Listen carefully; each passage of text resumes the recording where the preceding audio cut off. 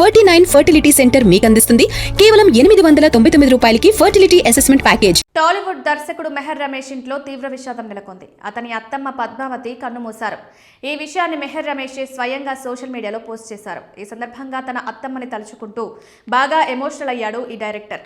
ఇన్నాళ్ళు అమ్మని తనలో చూసుకున్నారని, ఒకే తేదీన అప్పుడు అమ్మ ఇప్పుడు అత్తమ్మ చనిపోయారంటూ తన అత్తమ్మ ఫోటోను కూడా సామాజిక మాధ్యమాల వేదికగా పంచుకున్నారు. ఇన్నాళ్ళు మా అమ్మని తనలో చూసుకున్నాను. మా అత్తమ్మ పద్మావతి శివైక్యం పొందారు. మా అమ్మ వెంకట సుబ్బమ్మ గారు 2003 ఫిబ్రవరి 7న పరమపదం పంచారు. సరిగ్గా అదే తేదీన అత్తమ్మకి ఆఖరి వేడుకోలు. మా కుటుంబానికి తీరని లోటు అంటూ తన అత్తమ్మకు నివాళి అర్పించారు మెహర్ రమేష్. ప్రస్తుతం ఈ పోస్టు వైరల్గా మారింది. దీన్ని చూసిన పలువురు సినీ ప్రముఖులు, అభిమానులు, నెటిజన్లు మెహర్ రమేష్కు సంఘీభావం తెలుపుతున్నారు. అతని అత్తమ్మకు నివాళులు అర్పిస్తున్నారు. కాగా కన్నడలో బ్లాక్ బస్టర్ సినిమాలను తెరకెక్కించాడు మెహర్ రమేష్. ఆంధ్రావాలా, ఒక్కడు సినిమాలను రీమేక్ చేసి సాలిడ్ హిట్స్ అందుకున్నాడు.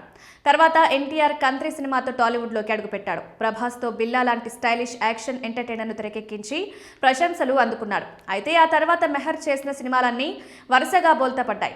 శక్తి, షాడో, భోలా శంకర్ సినిమాలు బాక్సాఫీస్ వద్ద ఫెయిల్ అయ్యాయి. భోలా శంకర్ తర్వాత బయట కూడా పెద్దగా కనిపించడం లేదు. అయితే మెగా ఫ్యామిలీకి దగ్గరి బంధువైన డైరెక్టర్ అప్పుడప్పుడు మెగా హీరోల సినిమా ఈవెంట్లు, ఫంక్షన్లలో కనిపిస్తుంటాడు.